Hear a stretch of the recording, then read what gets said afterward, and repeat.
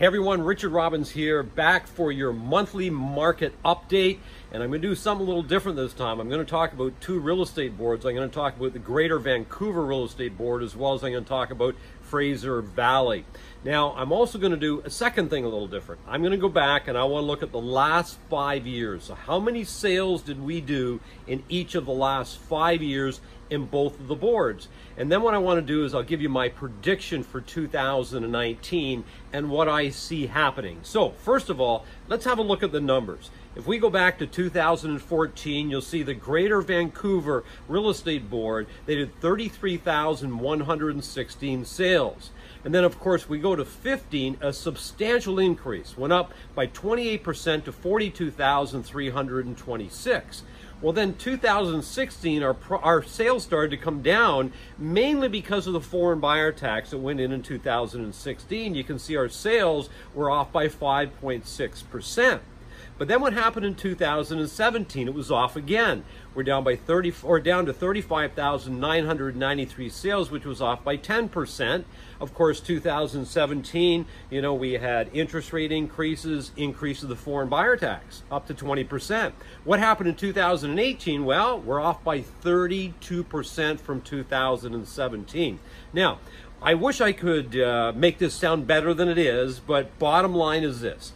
If you really think about it, we did 11,374 sales less in 18 than we did in 17. Now, you remember, there's two ends to every one sale.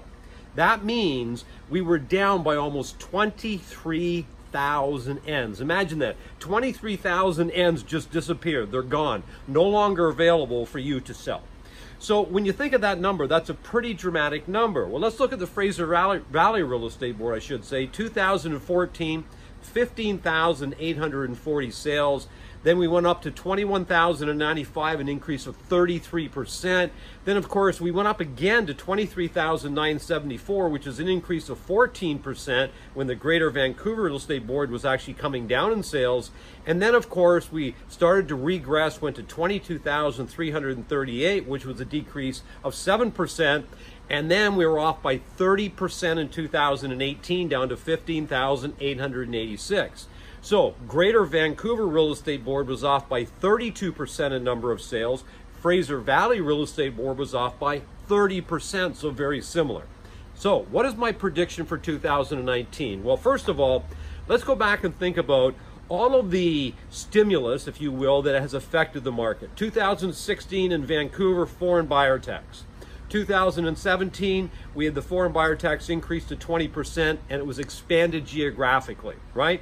Then if you go back, from the summer of 2017, we've had 5 Bank of Canada rate increases. So in other words, a quarter of a point each time, so up by 1.25%. And then you go, well, hey, January 2018, come on, government, give us something else to screw up our market. What do? They put stress testing in. So you had to qualify for 2 percentage points higher.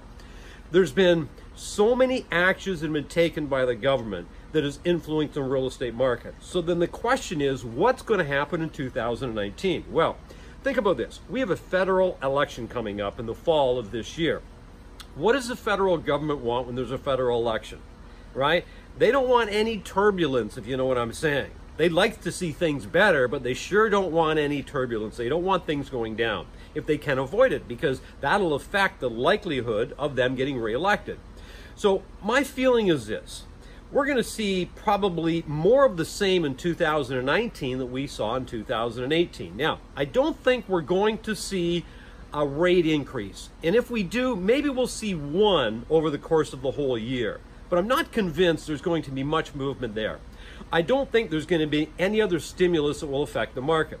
But saying that, it's not going to climb back up to what it was in 15 and 16. So here's what I think you got to prepare for. You want to look at it and say, we're probably going to do more of the same in 2019 we did in 2018. So Vancouver, that's 24,000 sales. Fraser Valley, that's almost 16,000 sales. And I think that's what you have to be prepared for. So here's what you got to do.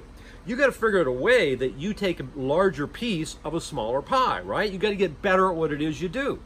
So how do you do that? Number one, you got to price your listings really well right now. You got to make sure your listings show very, very well right now.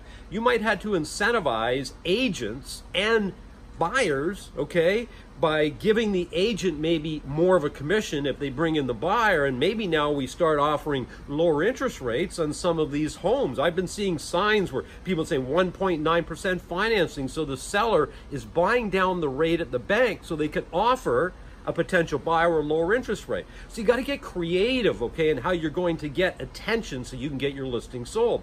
What about buyers? Well, you're going to have to spend more time negotiating. The deal's going to take longer. You're going to have to stay in the game. You're going to have to keep bringing that buyer and seller together. It's probably not going to happen in 24 hours like it did at one time. And you look at it and you say, well, if we look at the high-end detached sort of out in British Columbia, it's getting clobbered, absolutely clobbered, right? They got 10, 12 months of inventory, 14 months of inventory in some marketplaces. Sort of the lower price detached seems to be doing okay. It's more of a balanced market, and last year the condo market was generally still a seller's market, but I think you're going to see that move to more of a balanced market. So that's what's going to take place, and that's not a bad thing. You just got to figure out how to prosper in that marketplace. Don't allow the market to determine your income. You determine your income. And at the end of the day, remember everybody, it's a beautiful life. Make it count.